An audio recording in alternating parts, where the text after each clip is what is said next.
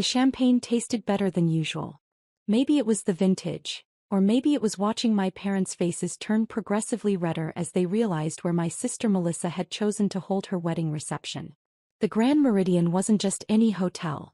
It was the most exclusive property in the city, with room rates starting at $800 per night and a waiting list for events that stretched 18 months. "This is absolutely ridiculous," my mother hissed across the lobby, her voice cutting through the gentle piano music floating from the lounge. She was dressed in an expensive cream suit that probably cost more than most people's monthly rent, her blonde hair perfectly styled, her makeup flawless. The picture of old money elegance. Except we didn't have old money. We had my father's moderately successful dental practice and my mother's real estate license that she'd never actually used. "Melissa, darling, are you sure you can afford this? The deposit alone must be."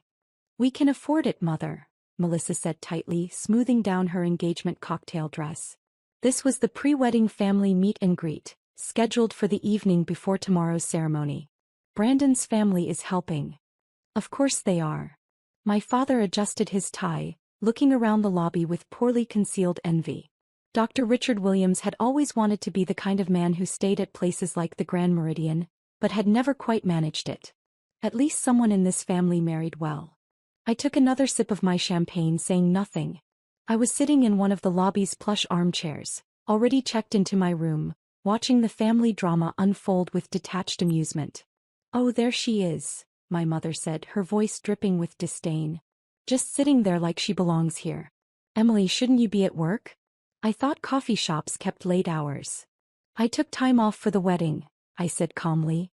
"How generous of them to give the part-time barista a few days off," my father added.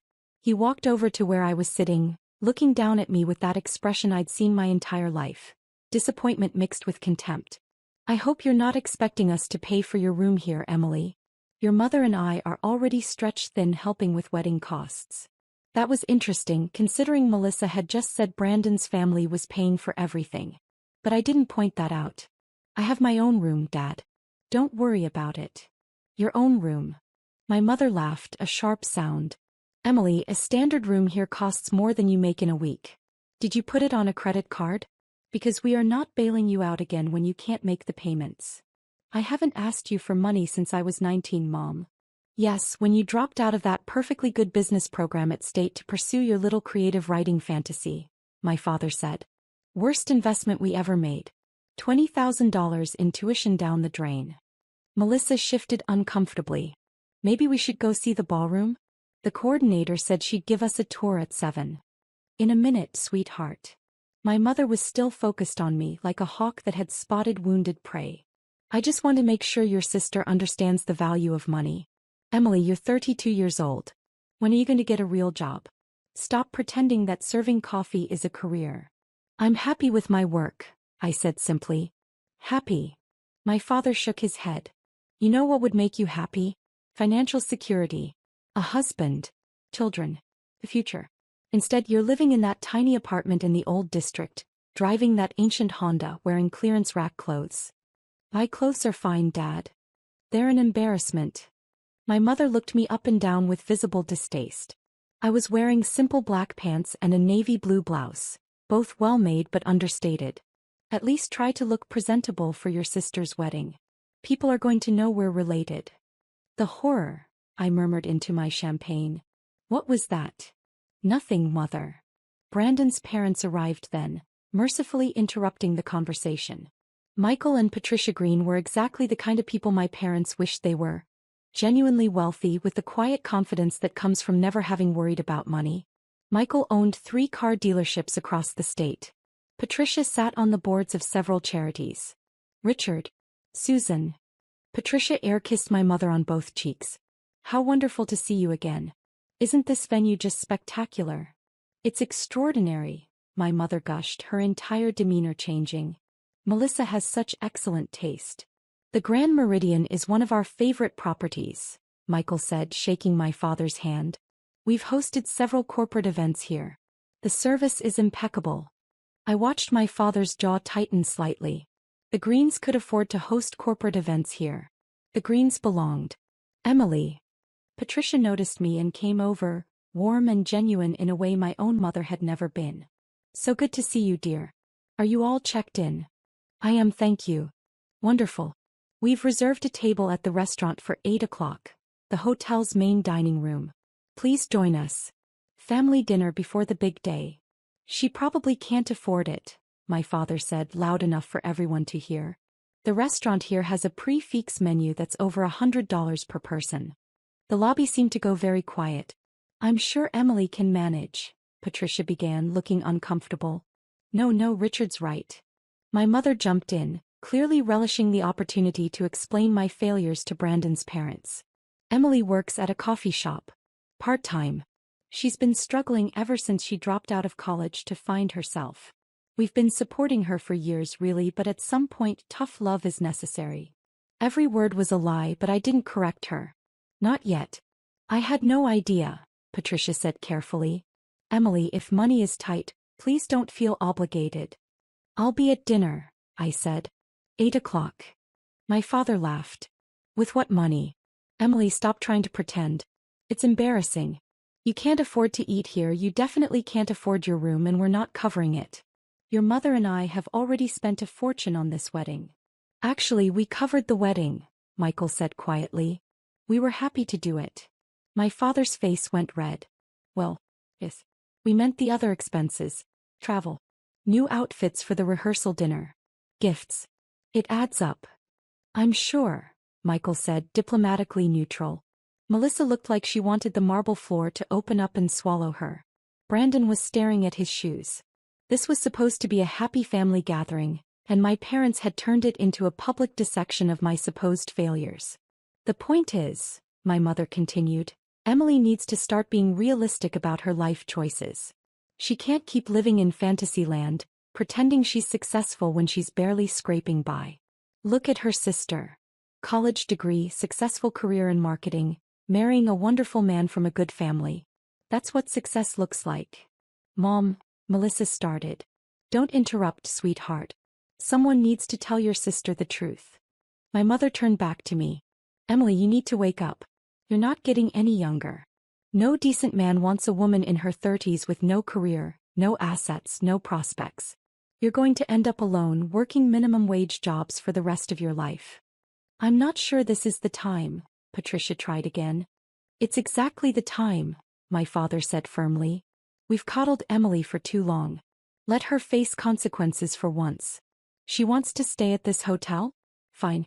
Let her figure out how to pay for it herself. She wants to eat at an expensive restaurant? Great. Her credit card her problem. Maybe a little financial reality will finally teach her something about responsibility." I could have spoken up then. I could have ended it. But something made me wait, made me want to see how far they'd push it. How cruel they'd be willing to get in front of witnesses. "You know what I think happened?" my mother said, warming to her theme. She was enjoying this now. "I think Emily got here early, saw this beautiful hotel and got ideas above her station.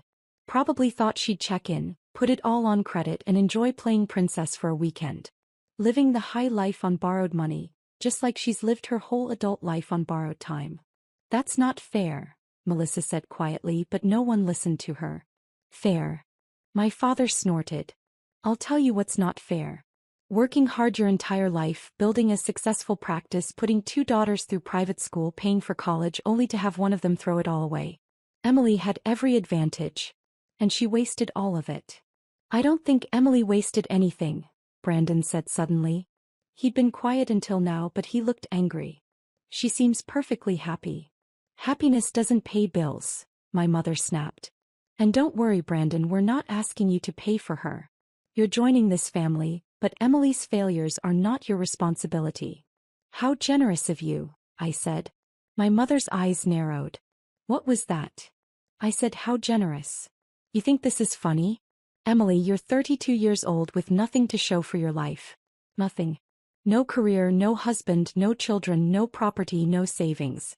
You serve coffee for a living. You drive a car that's older than some of your coworkers probably are. You live in an apartment I wouldn't house my cleaning lady in." "You don't have a cleaning lady," I pointed out. "That's not the point." "What is the point, Mother?" "The point is that you're a disappointment." She was almost shouting now, her careful society mask slipping. The point is that we raised you better than this. The point is that your sister is getting married in one of the most exclusive hotels in the city, and you show up like some kind of charity case, expecting everyone to take care of you. The lobby had gone completely silent. The piano player had stopped. A few hotel guests were staring. Even the front desk staff had paused what they were doing to watch. Melissa was crying quietly. Brandon had his arm around her. Patricia and Michael looked deeply uncomfortable, clearly regretting ever meeting my family. My father stepped closer, looming over me. Here's what's going to happen. You're going to check out of whatever room you conned your way into.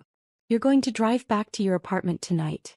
You can come back tomorrow for the wedding ceremony, but then you're leaving. We're not having you embarrass this family any more than you already have. I'm not checking out, I said calmly. Then we're not paying for your room. I never asked you to. Emily, stop pretending you have money, my mother shrieked. Just stop. It's pathetic. We all know you're broke. We all know you're living paycheck to paycheck. We all know that whatever room you booked, you can't actually afford it. I took the last sip of my champagne and set the glass down on the side table. I'm staying in the presidential suite, Mother. It's $1,200 per night. I've booked it for 4 nights. That's $4,800, plus taxes and incidentals. I can afford it. My father actually laughed. The presidential suite. Of course. Why not claim you own the hotel while you're at it? I don't own the hotel, I said. At least you're not that delusional. I smiled. My company does. The silence that followed was deafening. What? My mother said faintly. My company owns the hotel, Mother. Well, 60% of it. The other 40% belongs to an investment group out of Singapore. But Hartfield Hospitality has controlling interest in the Grand Meridian, along with 4 other properties in the state and 12 nationwide. We're in the middle of expanding into international markets. Just closed a deal on 2 properties in Dubai last month, actually. My father's face had gone from red to white. That's impossible. It's very possible. I'm the founder and have been for 8 years. You work at a coffee shop, my mother said, her voice strangled. We've seen you. We've driven past that place in the old district. Coffee and Pages. We've seen you through the window. I own Coffee and Pages, I said. I opened it 6 years ago. It's been profitable for 4 years running. Nice little side business, and it lets me stay connected to what customers actually want.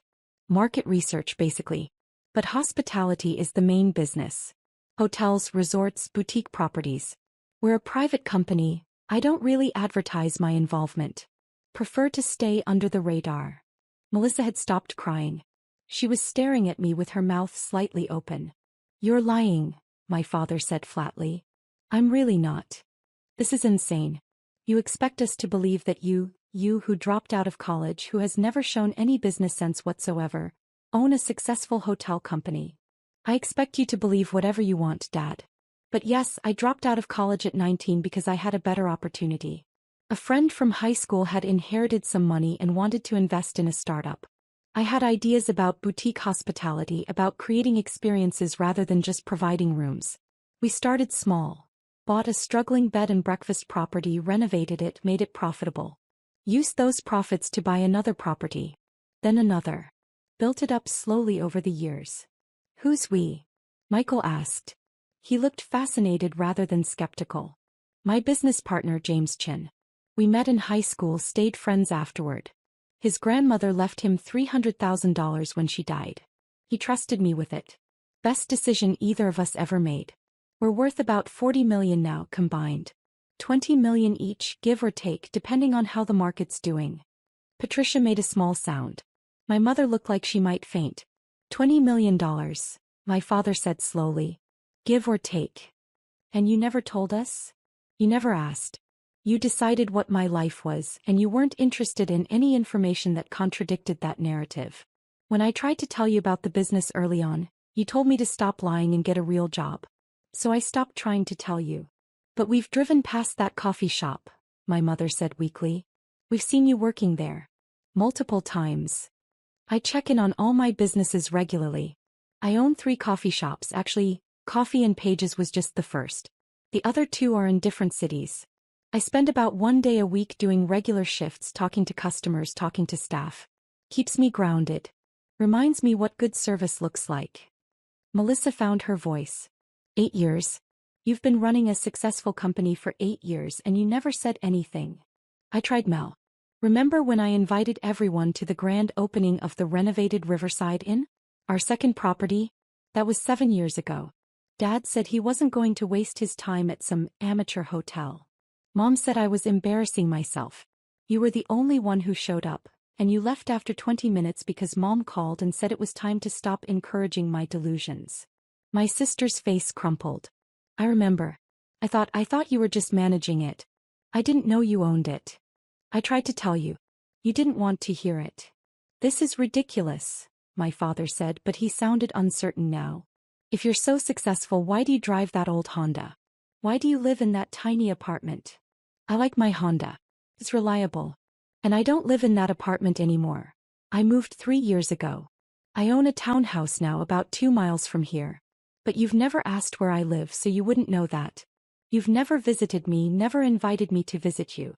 You just kept the same mental image of struggling, pathetic Emily and never updated it with new information. You should have told us, my mother said, tears starting to form. You should have made us understand. I tried. For years. You didn't want to understand. You wanted a failure daughter to compare to your success daughter. Made you feel better about yourself somehow. That's not true, Melissa said, but she didn't sound convinced. Before anyone could say anything else, a man in an immaculate suit approached our group. Thomas Reynolds, the hotel's general manager. I'd worked with him for 3 years. Good evening, he said smoothly, professional smile in place.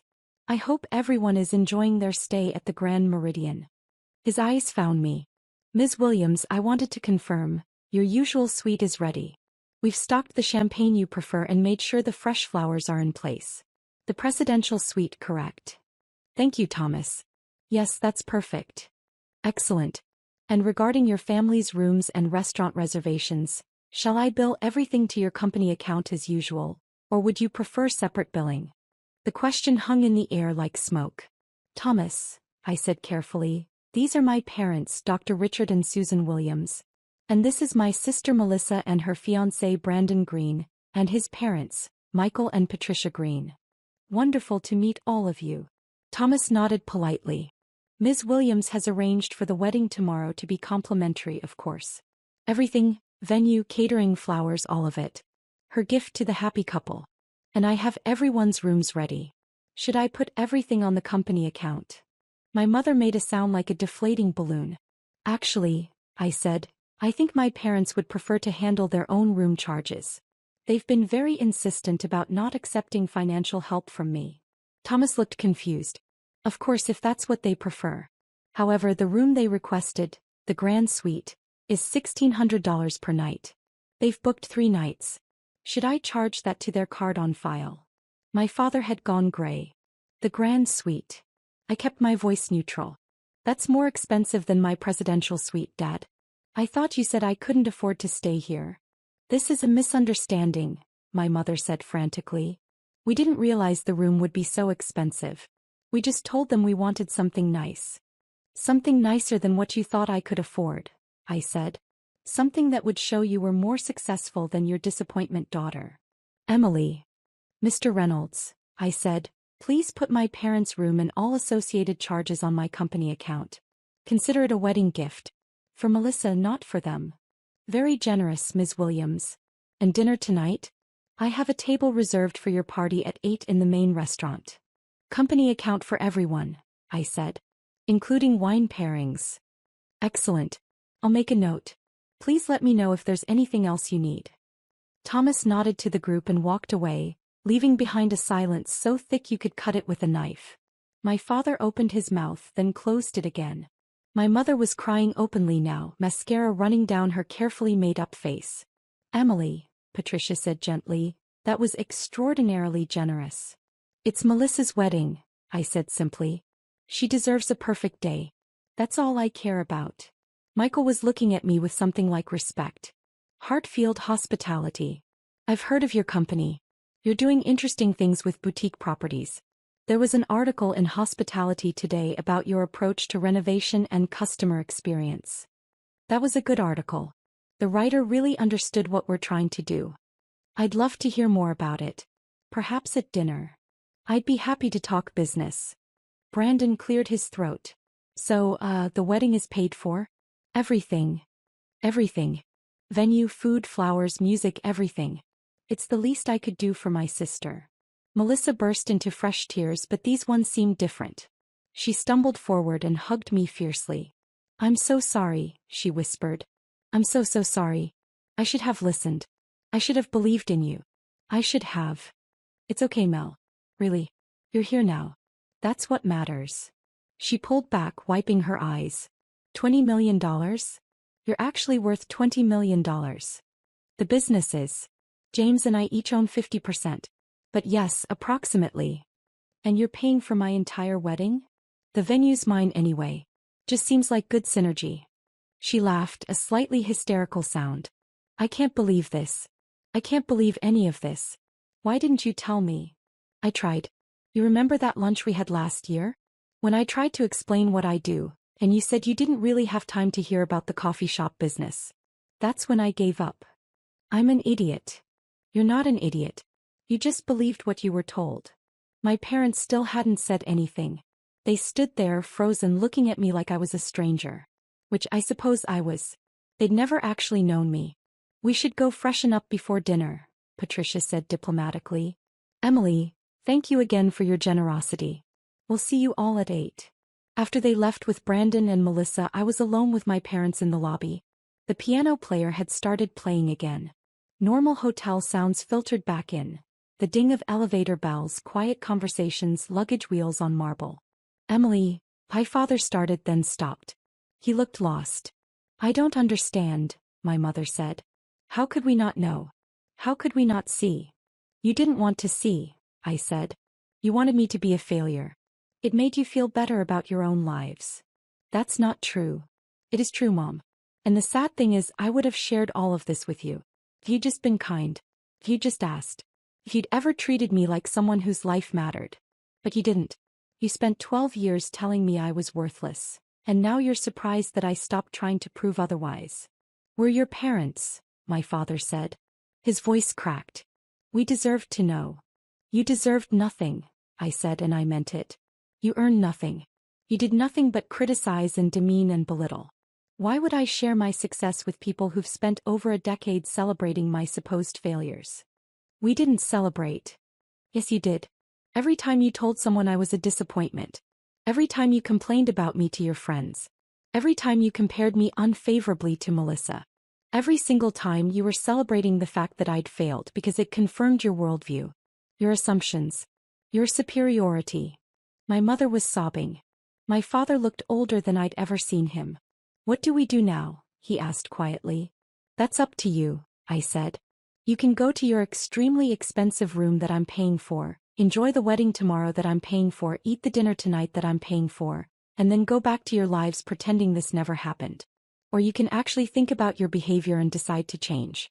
But that's your choice. I'm done trying to earn your approval. I stood up, smoothing down my blouse. Emily, wait, my mother said desperately. Please. Let us explain. Explain what exactly? Explain why you've spent 12 years telling everyone I'm a failure? Explain why you never once asked about my actual life? Explain why you were willing to humiliate me in front of my sister's in-laws? I shook my head. There's nothing to explain. You showed me exactly who you are. I just finally started believing you. You're our daughter, my father said. Please. Don't shut us out. I'm not shutting you out, Dad. You shut me out years ago. I'm just accepting the situation as it is. I walked toward the elevator, leaving them standing in the lobby.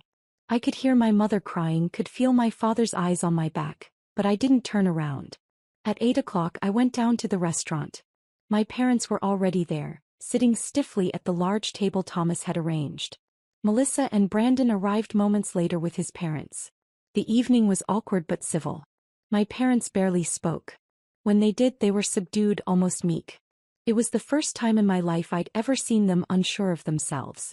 Over appetizers, Michael asked me about the Dubai properties and I explained our expansion strategy. Patricia wanted to know about the coffee shop concept, and I walked her through the business model. Brandon asked about hotel renovations and I told him about our sustainable design approach. My parents listened. Just listened. They didn't interrupt, didn't contradict, didn't belittle. They listened like I was a stranger telling them about a life they'd never imagined. Which I suppose I was. The next day Melissa's wedding was perfect. The Grand Meridian's ballroom looked spectacular. The food was exceptional, the music was beautiful. I gave a short toast that made Melissa cry happy tears. My parents gave a toast that was stilted and awkward, clearly written in the wake of the previous evening's revelations. At the reception my mother tried to talk to me. Emily, about yesterday. Not today, Mom. Today is about Melissa. But we need to talk. We need to explain. Maybe later. Not today. She backed off, tears in her eyes again. My father caught me near the bar during the dancing. I'm proud of you, he said quietly. What you've built. It's remarkable. Thank you. I should have said that years ago. Yes. You should have. He flinched like I'd slapped him. Can we start over? Can we try again? I don't know, Dad. That's not something I can answer right now. What can I do to make this right? I looked at him, really looked at him, and saw a man who'd just realized he'd wasted 12 years on a comfortable lie. A man who'd spent a decade feeling superior to a daughter who was, in reality, far more successful than he'd ever been. A man facing the consequences of his own cruelty. You can start, I said slowly, by asking yourself why you needed me to fail. Why it was so important to you that I be a disappointment. Why you couldn't just be happy for me or proud of me or even just civil to me. Figure that out and maybe we can talk. I walked away, leaving him standing by the bar. 3 months later my mother sent me a letter. A real letter, handwritten on nice stationery. It was 12 pages long. She talked about her own mother who'd been critical and cold. He talked about her fears of never being good enough. She talked about how she'd projected all of that onto me, how she'd needed me to be struggling so she could feel successful by comparison. She apologized. Really apologized, not the fake kind where someone says sorry but means, sorry you're upset. She took responsibility. She asked if we could try to rebuild our relationship, slowly with no expectations. My father sent his own letter a week later. Shorter, more blunt. He admitted he'd been jealous. Jealous that I'd built something bigger than his dental practice. Jealous that I'd done it so young, jealous that I'd made it look easy. He said he'd spent years resenting me for succeeding where he'd only done adequately, and he'd tried to cut me down to size to make himself feel better. He also apologized. He also asked for a chance to start over. I didn't respond immediately. I let myself sit with their letters for a few weeks, thinking about what I wanted. Thinking about whether forgiveness was something I was capable of offering. Eventually I invited them to lunch. Not at one of my hotels, just at a quiet restaurant downtown. We talked. Really talked, maybe for the first time in my adult life. They asked questions about the business, about my life, about my plans. They listened to the answers. They didn't criticize or correct or belittle. It wasn't perfect. Probably never would be. But it was a start. Melissa and I grew closer. She felt terrible about the years she'd spent believing our parents' version of my life, and she was determined to make up for it. She became one of my biggest supporters, actually. Started telling her friends about her sister, the CEO. Started attending company events. Started being the sister she should have been all along. As for my parents, we're working on it. Slowly. There are still moments when they slip back into old patterns, still comments that sting, still assumptions that hurt. But they catch themselves now. They apologize. They try. I'm not sure we'll ever have a normal parent-child relationship. Too much damage, too many years of pain. But we have something. Some kind of relationship that acknowledges the past while trying to build something better for the future. And honestly, that's enough. I don't need them to be perfect. I just need them to try. But I'll never forget standing in that hotel lobby, watching their faces as they realized everything they'd believed about me was wrong. Watching them understand that their disappointment daughter was more successful than they'd ever imagined. Watching them face the consequences of 12 years of cruelty and contempt. That moment changed everything. Not just for my family relationships, but for me. It was the moment I finally stopped carrying the weight of their expectations, stopped trying to prove myself to people who'd never wanted to see the truth. The Grand Meridian is still one of my favorite properties. Sometimes I stay in the presidential suite just because I can, ordering room service and watching the city lights and remembering that night. Remembering the look on my father's face when the manager called me Ms. Williams and asked about my usual suite.